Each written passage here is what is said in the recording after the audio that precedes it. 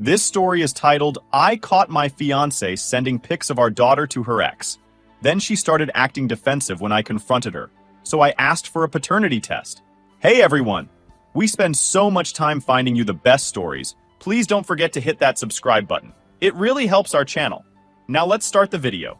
OP starts by saying, Hey Reddit, I need to get this off my chest because I honestly don't know what else to do. My fiancée Sarah and I have been together for 4 years. We have a beautiful little girl, Lily, who's 2 years old. She's my world, my reason for everything. Sarah and I have had our ups and downs like any couple, but I thought we were solid, you know? I mean, we were planning our wedding for next year, and I was ready to spend the rest of my life with her. But something happened a few weeks ago that flipped everything upside down. It's been eating me alive ever since. Let me start with some background. Sarah has an ex from before we got together. She's mentioned him maybe once or twice, but not in a way that ever raised any red flags. She said they had a messy breakup and that it was all in the past. I assumed they weren't in contact anymore, which seemed normal to me. Honestly, I never gave it much thought. Sarah never gave me any reason to doubt her. Until now. A couple of weeks ago, Sarah was in the shower and her phone buzzed. Normally, I wouldn't even look at it. I'm not the kind of guy to go through her phone or anything like that. We've always had a pretty open relationship when it comes to trust. But this time was different. The notification caught my eye because of the name. Her ex. I won't say his name here, but seeing it pop up on her screen made me freeze. My first thought was, why is he messaging her? I mean, we've been together for years, and as far as I knew, they hadn't talked at all during that time. Curiosity got the better of me, and I opened the message. It was a picture of Lily. It wasn't anything weird or inappropriate. It was just a cute picture of her smiling at the park, one we had taken during a family day out the week before. But seeing that photo and a message to her ex made my stomach drop. It felt wrong. What really threw me off, though, was the chat history, or, more accurately, the lack of one. There were no messages before that photo. Nothing. Just the picture of Lily and a single response from him saying, "She's beautiful." I sat there staring at the screen, trying to make sense of it. If they were just casually catching up, why would she delete the entire conversation? It didn't make sense. People don't just randomly send a picture of their kid to an ex without some sort of context or lead-up. The whole thing felt off. When Sarah got out of the shower, I decided to confront her about it. I didn't want to come off as accusatory right away, so I tried to stay calm. I showed her the message and asked, "Why are you sending pictures of Lily to your ex?" Her reaction was immediate. She got defensive, like really defensive. She grabbed her phone out of my hand and said, "It's not a big deal. We were just catching up." I asked her what they were catching up about, and why she felt the need to send him a picture of Lily. She said he had asked how life was going, and that he had been curious about Lily because he knew she had a child now. That doesn't explain why you deleted the rest of the conversation, I said. Her face changed when I said that. She hesitated for a moment, then shrugged it off like it wasn't important. "I just didn't think you'd understand," she said. That pissed me off. "Understand what?" I asked. "If it's nothing, why are you hiding it?" She rolled her eyes and said I was overreacting. That's when the argument started. I told her straight up that it wasn't okay for her to share pictures of our daughter with her ex behind my back. I asked her how she'd feel if I was sending pictures of Lily to one of my exes. She didn't really answer that. Instead, she flipped it around on me. "Do you even trust me?" she asked. "Are you really that insecure?" That comment hit me like a punch in the gut. Of course I wanted to trust her, but how was I supposed to trust her when she was hiding things from me? I told her that, and she just kept saying I was blowing things out of proportion. I asked her flat out if there was something going on between her and her ex. She got mad, like really mad. She started yelling, saying that I was being ridiculous, and that I was turning a harmless conversation into something it wasn't. But the more defensive she got, the more suspicious I felt. I couldn't shake the feeling that there was more to this than she was letting on. Finally, I asked the question that had been eating away at me since I saw the message. "Is Lily mine?" Her face went pale. She stared at me like I had just slapped her. "How can you even ask me that?" she said, tears welling up in her eyes. "I don't want to ask it," I said, "but you're not giving me much of a choice. If there's nothing to hide, then why are you so afraid of being honest with me?" She started crying, saying that I was destroying our relationship and that she couldn't believe I would accuse her of something like this. But at that moment, I didn't feel like I could trust her anymore. The night I told her I wanted a paternity test, she cried for hours. I sat on the couch, trying to wrap my head around everything. She eventually came out of the bedroom, her face red and swollen from crying, and asked if we could talk. I said, sure, but I was so emotionally drained that I wasn't sure how much I even wanted to hear. She sat down across from me and started talking about how much she loves me, and how she'd never do anything to hurt me. She kept saying, I can't believe you're doing this. I can't believe you don't trust me. I did trust you, I said, but you're not exactly making it easy right now. You've been hiding things from me. How do you expect me to react? She didn't really answer. Instead, she shifted the focus to Lily. Lily is your daughter, she said. She loves you. How can you even question that? I told her I wasn't questioning how much I love Lily. That's never been the issue. What I'm questioning is Sarah's honesty. You've been lying to me, I said. Maybe not outright, but by hiding things, by deleting messages. That's the same thing as lying.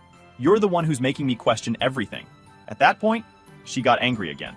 She stood up, crossed her arms, and said, You're being ridiculous. This isn't about Lily. This is about your insecurities. You're just looking for a reason to pick a fight. That hit a nerve. I told her this wasn't about me being insecure. It was about trust. You've been sending pictures of our daughter to your ex. You've been talking to him behind my back. How is this my fault? She didn't answer. Instead, she started pacing the room, muttering about how she couldn't believe this was happening. I'm going to ask you one more time, I said. Why did you delete the rest of the conversation? Her answer this time was different. She said, I deleted it because I knew you'd react like this. You're always so quick to assume the worst. That made me pause. It wasn't an outright denial of anything, just an excuse for why she'd hidden it. If it was innocent, you wouldn't have had to delete it, I said. If you're telling me the truth, you'd have no reason to hide it. At this point, she started crying again, but this time it felt different. It didn't feel like she was crying because she was hurt. It felt like she was crying because she was cornered. I can't believe you're doing this, she said through her tears. You're going to ruin everything. No, I told her. You're the one who's ruining everything. You're the one who made this mess, not me. After that conversation, things only got worse. Sarah started avoiding me entirely. She'd take Lily and disappear for hours, saying she was going to her mom's house or running errands. When she was home, she barely spoke to me. The tension was unbearable. A few days after that initial argument, I decided to dig a little deeper. I hate to admit it, but I went through her phone again. She had changed her password, which only made me feel more suspicious. I asked her about it, and she said, I need some privacy. You're clearly not respecting boundaries. Privacy? I asked. You're hiding something, and you know it. He didn't respond. That same night, I called her out again. I told her straight up that if there's nothing going on, she needs to prove it. If you have nothing to hide, let me see your phone, I said. She refused. That was the final straw for me. If you can't even be honest with me now, what am I supposed to believe? I asked. She kept saying things like, You're blowing this out of proportion, and I can't believe you're doing this to us. But the more she tried to deflect, the more convinced I became that something wasn't right. I told her again that the paternity test was happening, whether she liked it or not. She begged me not to, saying it would tear us apart, but I told her the damage was already done. The next few days were a blur. I was trying to hold it together for Lily's sake, but it wasn't easy. Every time I looked at her, I felt this mix of love and fear. Love because she's my little girl, and I'd do anything for her. Fear because I didn't know what the test would say. Sarah, on the other hand, was acting like a completely different person. She went from being defensive and angry to suddenly trying to be overly sweet. She'd bring me coffee in the morning, offer to make my favorite meals, and kept saying things like, I just want us to be okay again. But I wasn't buying it. It felt like damage control, not genuine remorse. One night after Lily had gone to bed, Sarah sat down next to me on the couch and said, Can we just move past this? I hate what this is doing to us. I can't move past it until I know the truth, I told her. She sighed and looked down at her hands. What happens if the test comes back and Lily's not yours? She asked. That question hit me like a ton of bricks. I didn't even know how to respond. After a long pause, I said, I don't know. I guess we'll cross that bridge if we get there. She started crying again, but I didn't comfort her this time. I just sat there, staring at the floor, wondering how things had gotten to this point. At this point, we're in a holding pattern. I've scheduled the paternity test, and I'm waiting for the appointment. Sarah knows it's happening, but she hasn't brought it up again. We're barely speaking, and the tension in the house is so thick you could cut it with a knife. I'm trying to keep it together for Lily, but it's hard. Every time I look at her, I feel this mix of love and heartbreak. I don't know what I'll do if the test comes back and she's not mine. Anyway, that's where things stand right now. I'll update when I know more. Hey everyone, before we dive into the update, if you're enjoying these stories and want to support the channel, don't forget to hit that subscribe button. It really helps our channel. Update 1 point. The days leading up to the paternity test were some of the most emotionally draining of my life. The atmosphere at home was unbearable. Sarah and I were like strangers, walking past each other without a word. I'd catch her looking at me sometimes, her face a mix of sadness and anger, but I didn't have the energy to engage. I spent a lot of time with Lily. Every moment with her felt bittersweet, knowing that soon everything could change. We'd play with her favorite toys, watch her favorite shows, or just sit together while she babbled about things only a 2-year-old could understand. She has this way of looking up at me with these big, innocent eyes, like I'm her entire world, and that's what made it so hard. At night, when Lily was asleep, I'd sit on the couch and just think. My mind was a constant storm of what-ifs. What if she wasn't mine? What if everything I thought I knew about my family was a lie? What if Sarah and her ex had been laughing at me behind my back this whole time? Sarah, for her part, kept to herself. She spent a lot of time in the bedroom with the door closed. I could hear her crying sometimes, but I didn't go to her. I felt like she had no right to my comfort after everything she'd done. The day of the test came quicker than I expected. I didn't tell Sarah what time I was going. I didn't want her to come with me. I needed to do this alone. When I got to the clinic, my hands were shaking. I couldn't believe this was my life now.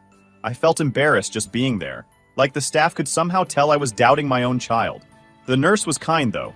She explained the process and reassured me that it wouldn't take long. The test itself was simple.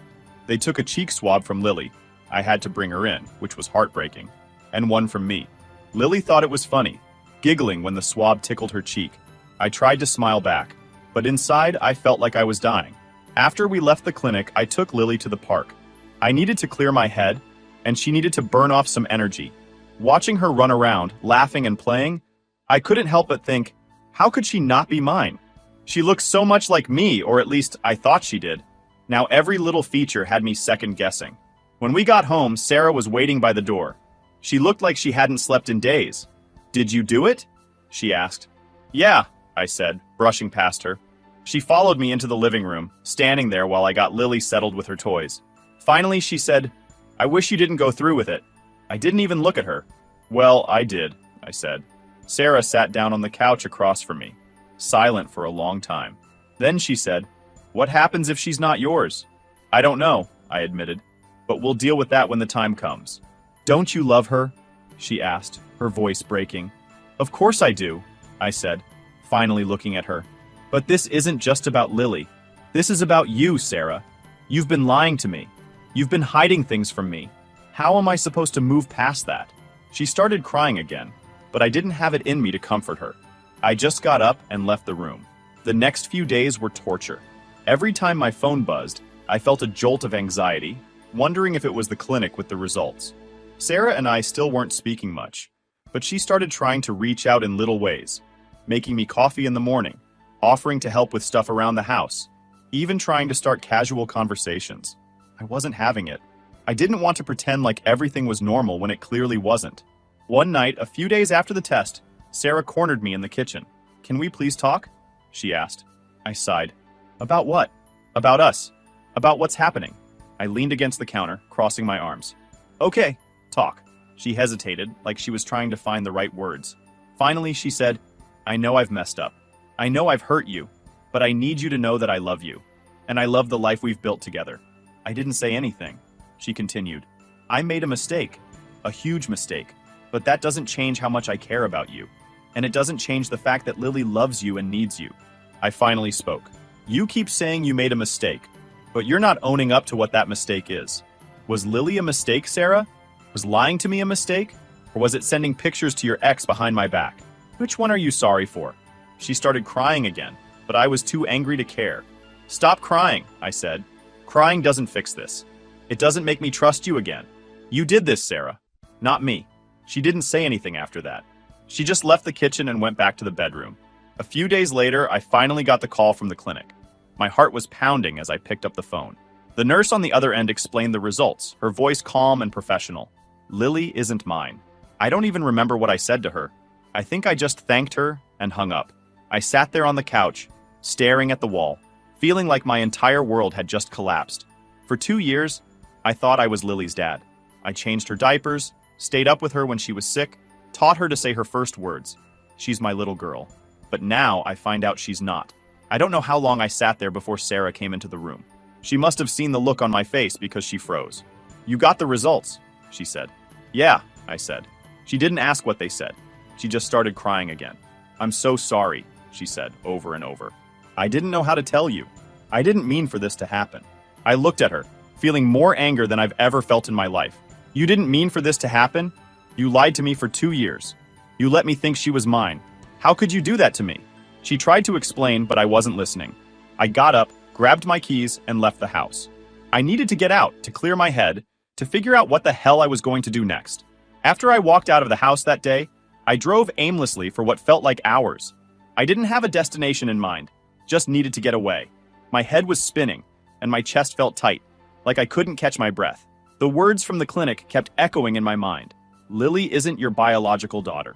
I ended up parked at some empty lot, just sitting there in my car. I couldn't even cry. I felt completely numb, like the reality of it hadn't hit me yet. It was hard to process the fact that the little girl I'd been calling my daughter, the one I've loved with everything I have, wasn't mine. The worst part? As much as I wanted to hate Sarah, I couldn't stop thinking about Lily. None of this was her fault. She didn't ask to be caught in the middle of this mess. She didn't ask to be lied about or used as a pawn. She's just a kid. My kid. At least in every way that matters except blood. When I finally went back home, it was late. The house was dark except for a small light in the living room. Sarah was sitting on the couch, waiting for me. Her eyes were swollen, like she'd been crying the whole time I was gone. As soon as I walked in, she stood up. "Where were you?" she asked, her voice shaky. "Out," I said. "Out where?" she pressed. "Does it matter?" I shot back. She flinched at my tone but didn't say anything. I walked past her into the kitchen, poured myself a glass of water, and leaned against the counter. She followed me, standing in the doorway. "Can we talk?" she asked. I didn't look at her. "Talk about what?" "About everything," she said. "Everything?" I repeated, finally turning to face her. "You mean about how you lied to me for 2 years? How you let me think Lily was mine when you knew she wasn't? Do you want to talk about how you've been sneaking around, sending pictures of her to the guy who actually is her father?" She started crying again, which just made me angrier. "Stop crying," I said, my voice cold. "Crying doesn't fix this. It doesn't make what you did okay. I didn't mean for any of this to happen," she said through her tears. "I didn't know how to tell you. I was scared." "Scared of what?" I asked. "Scared I'd leave you? Scared you'd have to face the consequences of your actions? What were you scared of, Sarah?" She didn't answer right away.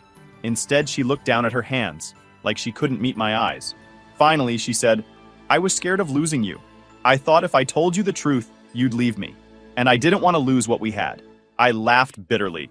"Well, congratulations, Sarah. You managed to lose me anyway." The next few days were a blur. I stayed in the house for Lily's sake, but I couldn't even look at Sarah. She kept trying to talk to me, but I shut her down every time. There was nothing she could say to make this better. Meanwhile, I was trying to figure out what to do about Lily. Legally, I had no rights to her, which broke my heart. I'd been her dad for 2 years, and now I was supposed to just walk away? How do you do that? How do you stop being someone's father just because a piece of paper says you're not? I reached out to a lawyer to see what my options were. He told me it would be complicated, especially since Sarah and I weren't married. If her biological father wanted to step in, there wouldn't be much I could do. The thought of her ex coming into Lily's life made me sick.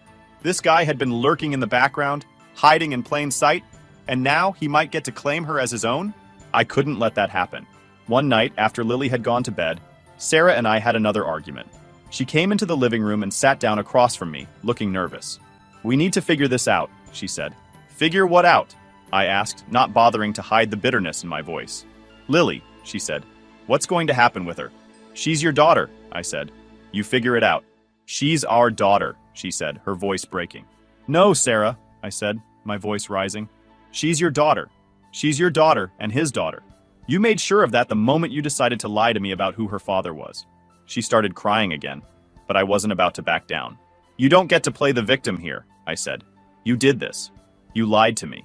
You used me. And now you're expecting me to just forgive you and move on like nothing happened?" "I don't expect you to forgive me," she said, her voice barely above a whisper. I don't want Lily to lose you. Her words hit me harder than I expected. As angry as I was at Sarah, I knew she was right. This wasn't just about me and her. This was about Lily too. And no matter how much I hated Sarah for what she did, I couldn't bring myself to hate Lily. But I didn't know what to say, so I just sat there in silence. I don't know what's going to happen next. My heart feels like it's been ripped in half. I love Lily more than anything, but I don't know if I can keep pretending everything's okay. And as for Sarah, I don't think I'll ever be able to forgive her. For now, I'm just taking it one day at a time. Final update. Hey Reddit, I know it's been a while since my last update, but I've finally gotten to a place where I can share everything that's happened. A lot of you had questions, and I think it's time I lay it all out. Things have escalated, and to be honest, this will probably be the last time I talk about this. So, let's get into it. After the paternity test confirmed that Lily wasn't mine, everything fell apart even more than it already had. I told Sarah there was no way we could stay together after what she did. She begged and pleaded, but I was done. I told her flat out, "You need to leave." At first, she acted like she didn't understand. "Where am I supposed to go?" she asked, tears streaming down her face. "That's not my problem, Sarah," I told her. "You've had 2 years to come clean about this. 2 years to be honest. You made your choice and now I'm making mine." She kept trying to guilt trip me, saying things like, "This isn't fair to Lily. She needs you." And, "We've built a life together. Don't throw it away." But at that point, I couldn't even look at her without feeling a mix of anger and disgust. I gave her 2 weeks to figure out her living situation. She ended up moving in with her mom, which I honestly think is the best place for her. Her mom's a nice woman who probably had no idea what Sarah was doing, and I hope she can help Sarah get her life together. Now, on to the part I know a lot of you are curious about. When did she get pregnant? And how did her ex fit into all of this? A few days after I told her to leave, Sarah came to me and said she wanted to clear the air before she moved out. She said she felt like she owed me the truth, which I found ironic considering how long she'd been lying.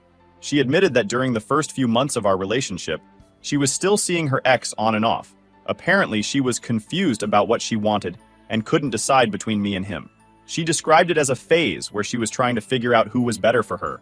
"You were stable," she said. "You had your life together. He didn't. But I didn't know if I was ready to give up on him yet." Hearing that made my blood boil. I asked her, "So, you were double dating us?